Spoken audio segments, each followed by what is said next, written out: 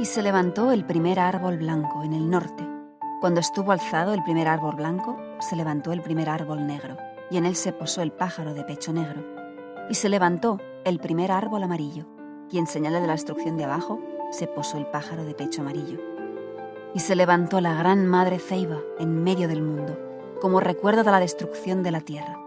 Se sentó derecha y alzó su copa, pidiendo hojas eternas, y con sus ramas y sus raíces llamaba a su Señor.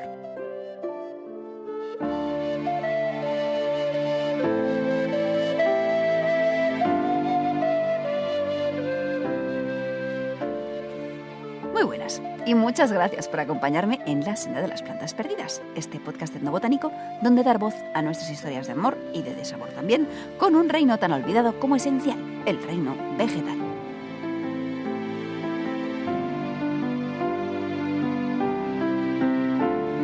Soy Aina Eserife, bióloga y escritora, y hoy me acerco a nuestros árboles protagonistas con una mezcla de intriga y fascinación que nació hace muchos años. Puede que tú, como yo, conozcas de vista a algunas especies porque viven en tu ciudad o incluso en tu jardín, pues se han plantado por su valor ornamental en muchas partes del mundo. O puede que, a diferencia de una servidora, hayas crecido a la sombra mítica de sus hojas palmadas. Sombra que a veces conviene no pisar sin antes pedir permiso. No sea cosa que el árbol se ofenda. Y las ceibas no son árbol al que convenga ofender. Hoy nos vamos a tierras americanas, a hitas de bosque, para conocer a uno de los principales pilares de la selva y a sus hermanas también, las ceiba.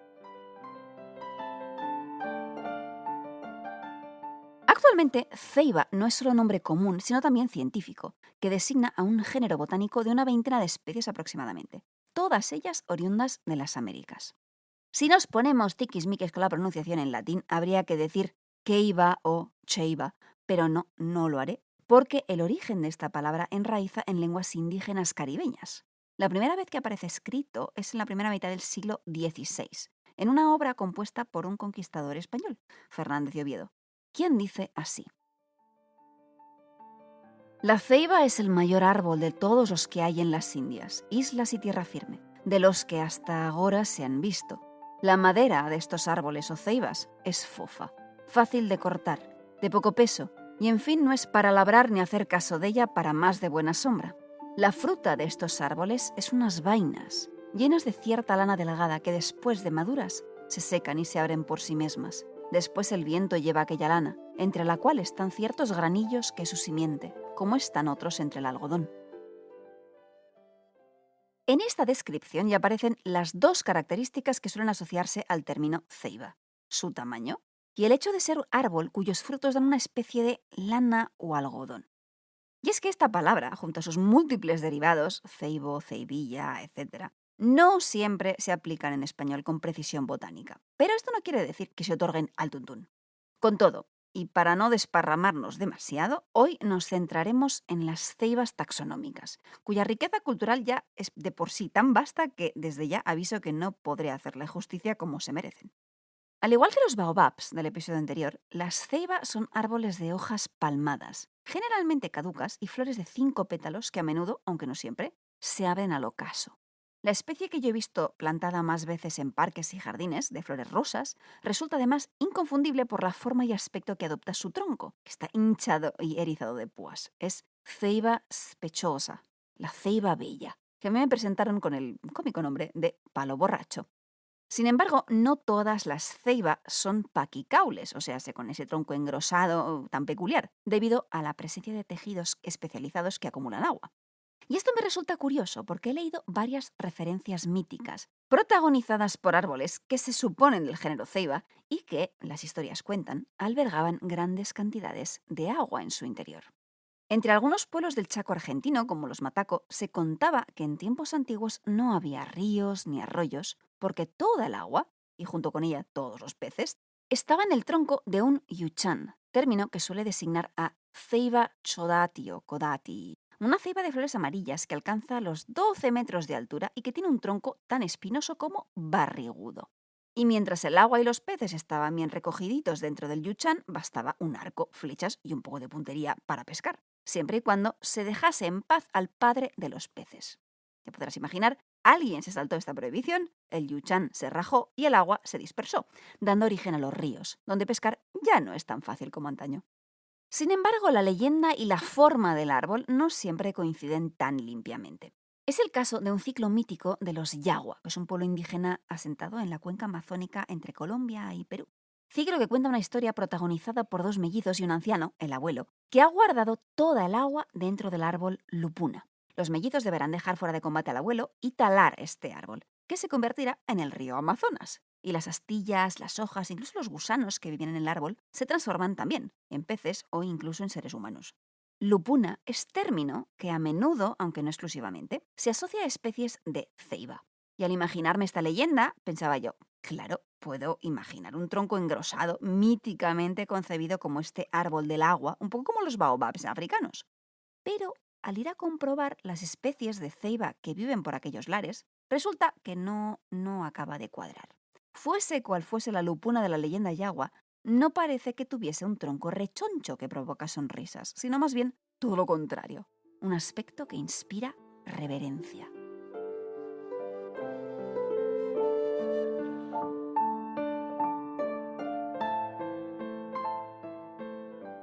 La lupuna realmente inspira respeto cuando uno está ahí debajo.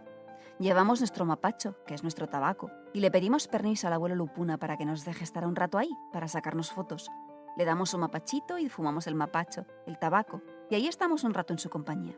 Con mucho respeto, porque acá se dice que el abuelo Lupuna te puede brujear, te puede hacer daño si tú no le pides permiso.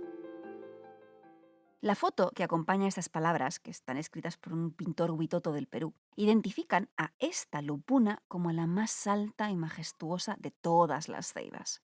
Ceiba pentandra. Aunque su tronco joven está, como el de todas sus hermanas, cubierto de púas agresivas, su porte es muy distinto al de las ceibas barrigudas. Ella es alta, alta y esbelta, tan alta que despunta sobre el resto de árboles a su alrededor hasta tocar las nubes, incluso el mundo de los espíritus.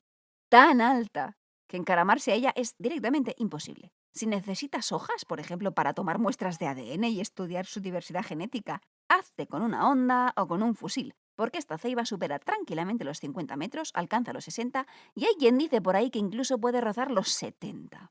Siendo un árbol tan alto, no sorprende que tenga algún truco para aumentar su estabilidad, un truco conocido como raíces tabulares, y que puedes observar en la parte baja del tronco como enormes proyecciones a modo de tabla, de ahí lo de tabulares, que actúan como contrafuertes para la planta. Esta probablemente sea la especie de ceiba de mayor y más extendida relevancia mítica y ritual, en buena parte debido a su descomunal tamaño. Como puedes imaginar, pasar desapercibida no es algo que se le dé especialmente bien. Pero también quizás debido a su distribución, que es una de las más amplias de toda la hermandad ceiba, y que abarca territorios desde México hasta Bolivia y Brasil. Ceiba pentandra suele ser típica de una comunidad vegetal particular, los bosques de Bárcea, asentados en llanuras fluviales que sufren inundaciones periódicas, pero también puede crecer en otros lugares, generalmente cerca del agua, pero al menos durante los últimos siglos los humanos las hemos plantado incluso donde no crecerían sin intervención nuestra. De hecho, no está del todo claro hasta qué punto somos responsables de la actual distribución de esta ceiba. Uno de los estudios más amplios que se han realizado sobre ella encontró que la diversidad genética, tomando el ADN de los cloroplastos, entre poblaciones de puntos muy alejados era muy baja, demasiado baja para árboles que llevan, se supone, unos cuantos milenios desparramados por territorios distintos y lejanos, con pocas o nulas oportunidades para tener bebé ceibas en común. Que una ceiba puertorriqueña sea tan genéticamente parecida a una ceiba brasileña de Manaus, cuando lo normal sería que hubiesen divergido con el tiempo, hace sospechar un poquito que los humanos podríamos haber tenido algo que ver. Eso no quiere decir necesariamente que las hembras hemos adrede, atención, que los animales podemos ser estupendos vectores de dispersión sin ser agricultores. Pero claro, también cabe la posibilidad de que, bueno, siendo un árbol fuera de serie, esta ceiba sea también la reina absoluta de la dispersión y la polinización a larga distancia fuera de serie, y que, de alguna forma, se las haya apañado para lograr proezas poco comunes para el resto de los árboles. Al fin y al cabo, no todas las plantas pueden presumir de ser árbol cósmico, que conecta o atraviesa distintos planos de la existencia. Porque para la mente humana, que imagina el mundo de lo sagrado, a veces el tamaño sí importa.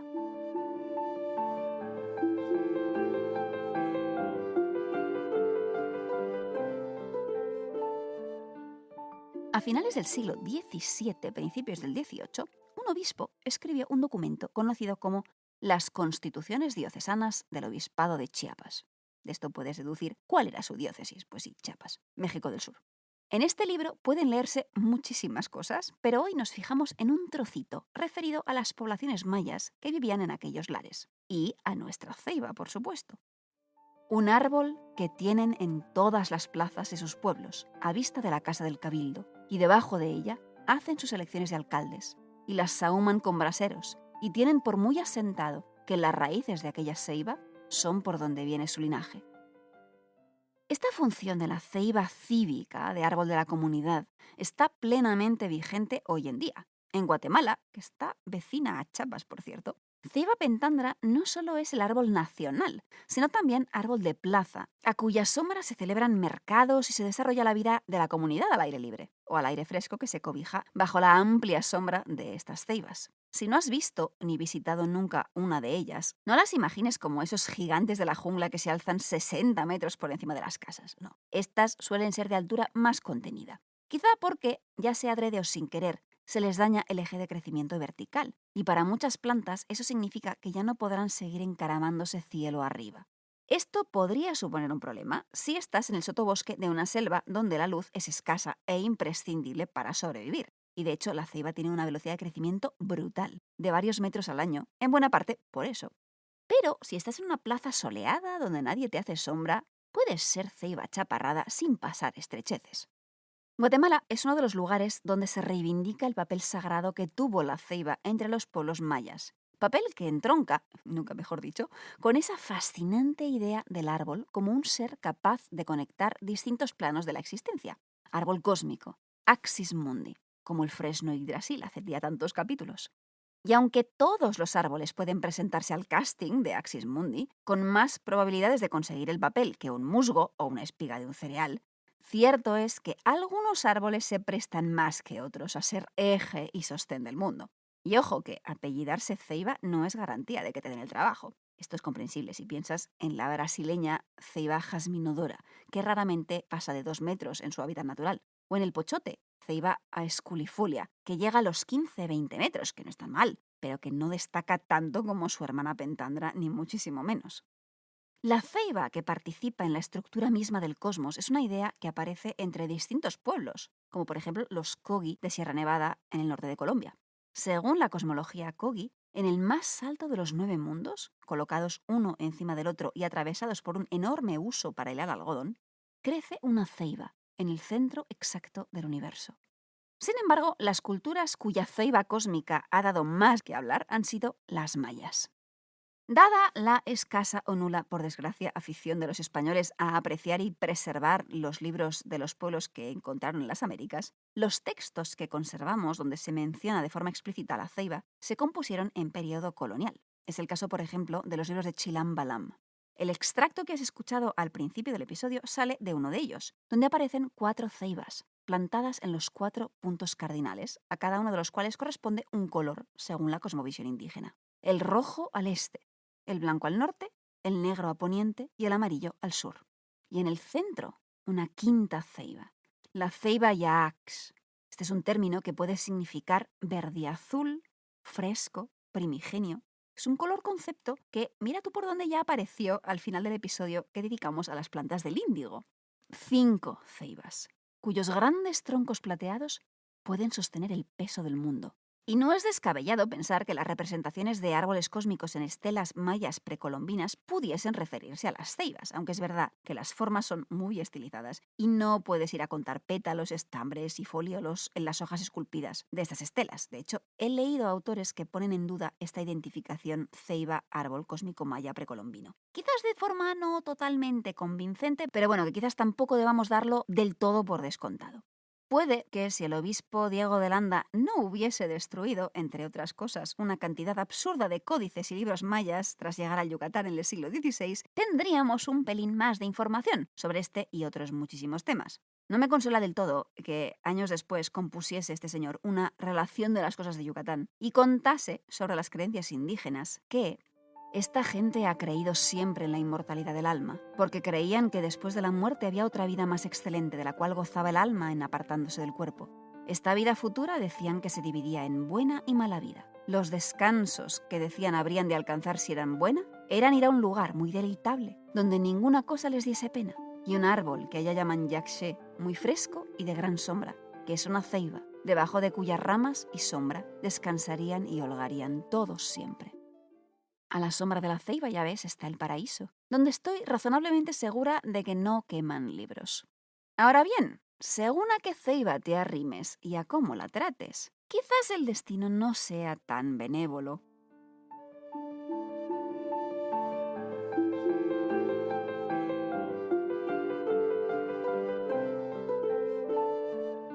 Era un hombre muy pobre que tenía una caterva de hijos. Lo sorprendió la noche en el campo, lejos de su casa, y se acurrucó a descansar un rato en el estribo de una ceiba.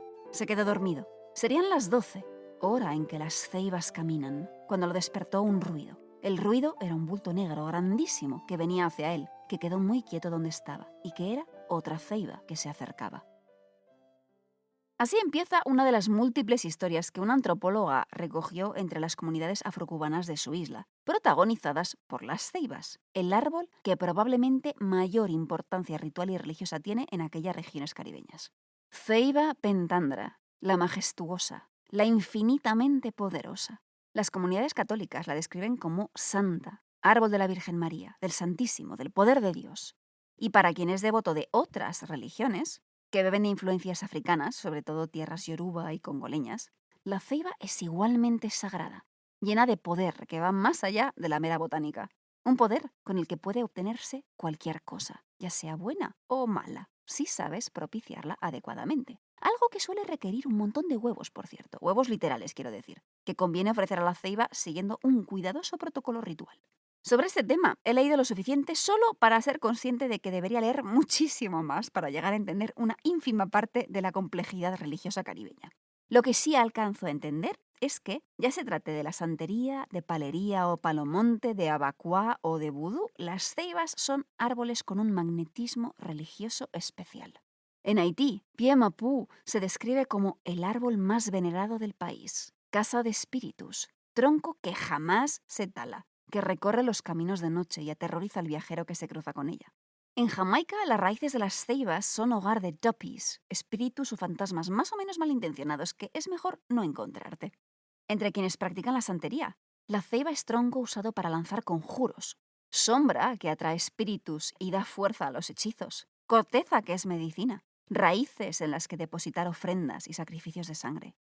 Si ya en general árboles y plantas, vistos como dotadas de alma, voluntad e inteligencia, tienen una conexión con el mundo de lo sagrado, la ceiba tiene ya conexión superlativa. Es la reina del networking sobrenatural. No solo actúa como un imán para los espíritus de los difuntos que se remolinan entre sus ramas, sino que está muy bien relacionada con muchos, quizás todos, los orishas, espíritus o deidades que pueden ser propiciados por los seres humanos para obtener su favor. Y si tienes que elegir un lugar para depositar ofrendas que sea grato al panteón sobrenatural, o para enterrar conjuros cuyos efectos no deben ser gratos al receptor, puedes apostar por la madre ceiba. Cabe suponer que, pese al desplome de muchas poblaciones indígenas en el Caribe tras la llegada de los europeos, su huella, más o menos tenue, permanece de alguna forma en las religiones caribeñas, y no me sorprendería que la ceiba formase parte de tales influencias. Con todo, me parece igualmente fascinante pensar que las gentes del occidente africano, que llegaron como esclavas a las islas caribeñas y trajeron consigo sus creencias y rituales religiosos, pudiesen reconocer a un pedacito de su hogar perdido en las ceibas.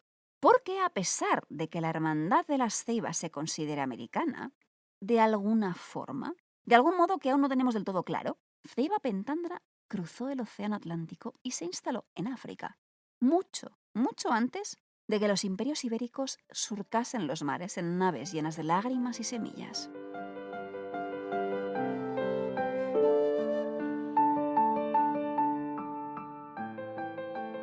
Hace aproximadamente 1 millón de años, un pequeño meteorito cayó a la Tierra. Su impacto al estrellarse dejó, como no, un cráter en la superficie, no muy profundo, que con el tiempo se llenó de agua y de sedimentos y se convirtió en un lago. Hoy esta laguna, de unos 10 kilómetros de diámetro más o menos, se conoce como Lago Bosumtwi y es el único del actual Ghana, en el Golfo de Guinea. El análisis de los sedimentos acumulados en el fondo de este lago nos han revelado la historia de la vegetación de los alrededores, con resultados a veces sorprendentes. Por ejemplo, al estudiar restos de unos 13.000 años de antigüedad, apareció polen fósil de ceiba. Un poco pronto para achacar al trajín postcolombino la llegada de ceiba pentandra al África Occidental, ya lo ves. Pues curioso pero cierto, esta ceiba monumental está presente en muchos lugares del oeste africano, donde no solo es árbol conocido, sino en ocasiones sagrado, querido, temido, reverenciado. Árbol que alberga lo divino y que por tanto aparece con frecuencia como especie presente en los, digamos, bosques sagrados, entrecomillado, por ejemplo en Benín o en Camerún. Árbol que funda o sostiene la comunidad, con un papel que a veces es ritual a la vez que político. Hay historias de reinos cuya fundación se marcó con la siembra de una ceiba. Árbol litúrgico casi, cuya presencia se interpreta como símbolo de favor divino entre la comunidad vudú, por ejemplo. Hay etnias cuyos asentamientos nacen con una ceiba, el inicio de todas las cosas del pueblo. Árbol que debe plantarse ritualmente para lograr que un pueblo sea pueblo y que ciertas actividades, como por ejemplo el sexo, sean aceptables a la divinidad. Vamos, que sin ceiba de pueblo no hay tema. O si lo hay, te arriesgas a cosas desagradables, desde muerte, enfermedad, hasta sequías y mala suerte. Hay quien se sorprende de que un árbol como ceiba pentandra tenga un papel tan importante en la cultura de tantas personas si consideramos que sus empleos materiales son relativamente pocos. Aunque sí puedes comerte alguna que otra parte del árbol, semillas que tienen aceite, y he leído también algo sobre hojas jóvenes, pero no podríamos clasificarla como planta de importancia comestible. Su madera, aún pudiendo usarse para cosas como canoas, así se dice hacían los taínos en el Caribe, es muy ligera y de escasa, entre comillas, calidad.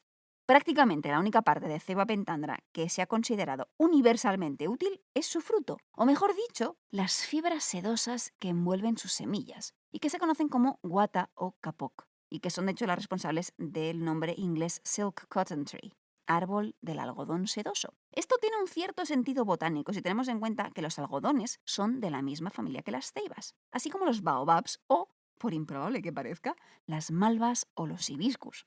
Pero si pensabas que fibra vegetal equivalía automáticamente a hilado y tejido de vestidos, la ceiba ha venido a romperte los esquemas, porque la guata no puede hilarse, a no ser que la mezcles con fibras de algodón y seas una excelente hilandera, como pasa en Mali, por decir un ejemplo. Pues entonces, si no puedes hilarla, ¿para qué vas a usarla?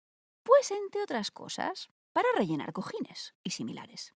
Esto ya se suena un poco casero y poco glamuroso, pero antaño podía tener connotaciones de clase y de autoridad. Hay pinturas en tierra maya donde se ven esteras que a veces se interpretan como rellenas de guata. Y no solo en América, en Ghana, por ejemplo, al parecer, no había líder que se preciase que no usase cojines rellenos de estas fibras. Me encanta pensar que la madre ceiba no solo es asiento sagrado de espíritus y divinidades, sino que proporciona cómodo asiento incluso a posaderas mortales. Porque en el mundo de la divina botánica, lo grande y majestuoso no está necesariamente reñido con lo pequeño y cotidiano, incluso si eres un árbol de proporciones cósmicas.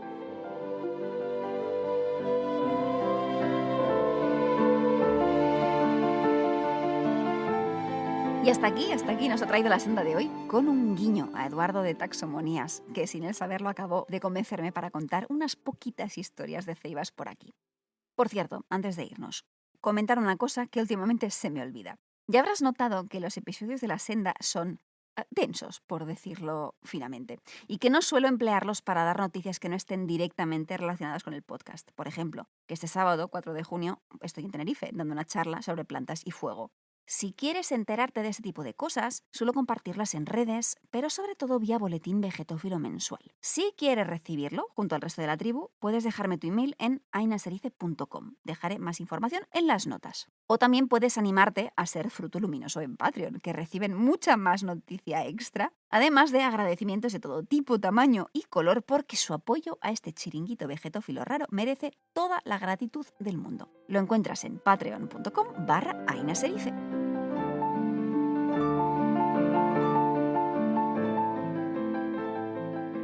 Pondría la mano en el fuego de que todo el mundo conoce a la siguiente protagonista del podcast, de cuyo fruto soy muy fan desde que era muy pequeña, aún sin haber visto nunca del natural a la planta entera. En postales sí, porque es un topicazo que solemos asociar a determinados lugares que no te digo cuáles porque entonces ya sería demasiado fácil adivinar su identidad.